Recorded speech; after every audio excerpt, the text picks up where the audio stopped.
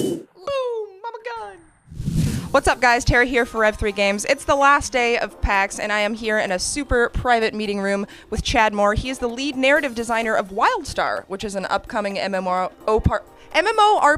That's a hard one. Do you ever have trouble saying that? I do, actually, yes, every day.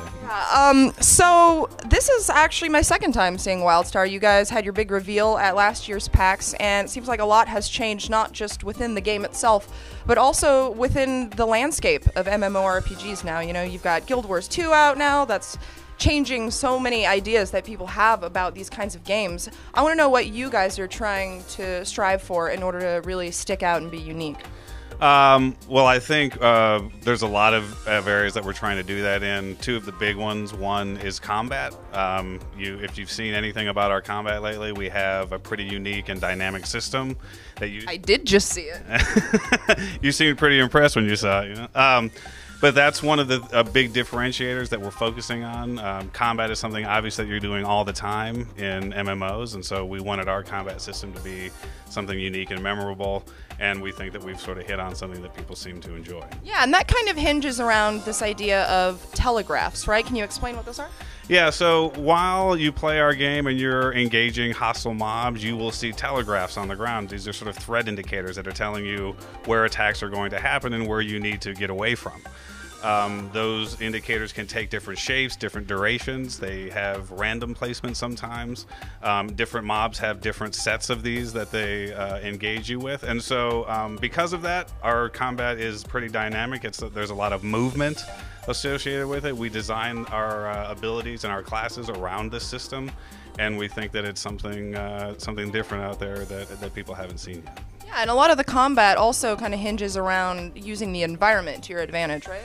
Yeah, I mean, so we talk a lot about what we call dynamic play spaces. So not only do we have a sort of a new and dynamic combat system, but we try to design play spaces that have things that you can take advantage of. So one of the things in our demo, we have a minefield. And so you can draw NPCs into those minefields, and then as long as you're not getting blown up by them, you can draw enemies in and blow them up using that. That's just one example. Those kind of the sort of dynamic play spaces are all over the game, and so I think that people are going to enjoy that. So obviously there's a lot of accommodating for different play styles in here, and speaking to that, you also have introduced this idea of paths, right? Right. So that was sort of the other way that I think we're really trying to innovate. Our path system is designed around different play styles, and so along with choosing your race and your class at the beginning of the game, you also get to choose your path. And each path, there are 4 of them: scientist, soldier, settler, and explorer. Each one of them has different play styles that their content is designed around. So if you're a soldier, obviously you're the kind of player that likes to fight. And so we're going to throw you into a lot of situations that have to do with combat. If you're an explorer, we're going to send you to the highest mountains and the deepest caves, and you're going to be rewarded for doing that. All of the mechanics and the things that you're doing in each one of those paths is unique. And so we also think that's something else that's different about our game that you're not going to get in any other MMO. It definitely seems like there's a lot more variation in environments, especially vertically. You know, we were at the top of a mountain one second, and then the next we were underwater in a cave. What are some of the different kinds of environments that people can expect to see here that are kind of out of the norm? We have archaeological digs with massive 100-foot Elden robots, and we have, a canyon where there's tornadoes that go from one end to the other that you can use to get to different places there. So lots of different variation. You know, we really think that rewarding the player with different unique visual experience is important. And so every one of our subzones is going to be something that you haven't seen before. You said epic boss fights. Tell us about those.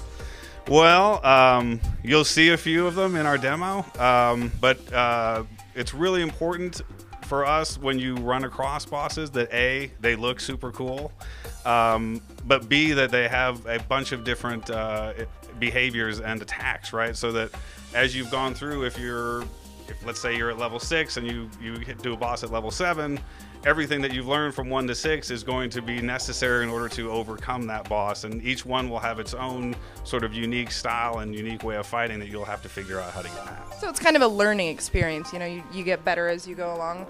Tell us about the story, because you're the lore master here, and we've barely even talked about it. What's in store for us? So the story of WildStar is really focused around the planet that you've come to, right? The planet Nexus. And Nexus was the home world of this hyper-advanced race known as the Elden, who disappeared from the galaxy about 1,000 years ago, and along with that, the location of planet Nexus. So when the game begins, Nexus has just been rediscovered, and everyone from across the galaxy is rushing here because they want their piece of the pie, right? They want all the cool things. They want to know what the Elden were doing here. They want their advanced technology, their advanced magical knowledge, and so the entire game is sort of about learning what the Elden were doing, fighting for control of this place, and then figuring out what the big danger is and overcoming that at the end of the game. Will you be continuing to add content to that after the game releases? Yeah, absolutely. There will be updates to that content throughout our expansion content, and so people should be thinking about and looking forward to lots of different stuff after they reach cap. Awesome. Well, I think the only question that people have left is probably, when's this coming out? We can give you the standard answer, which is, of course, when it's ready. We are having players already starting to get in and look at it, we want it to be really great and solid. We want to have lots of content for the players once they reach cap. So, we haven't talked specifically about a date, but we're definitely working towards that. Well, I think the game looks great. I'm excited to see more. Maybe we'll run into each other at PAX next year. You never know. Thank you so much for talking with me, Chad. You guys should stay subscribed here to Rev3 Games and also to Detoid, because we've got tons of videos going up all weekend from PAX. Awesome ones, like the one that I just did. Did you watch that just now? It was pretty good, right? It was, yeah. Lore.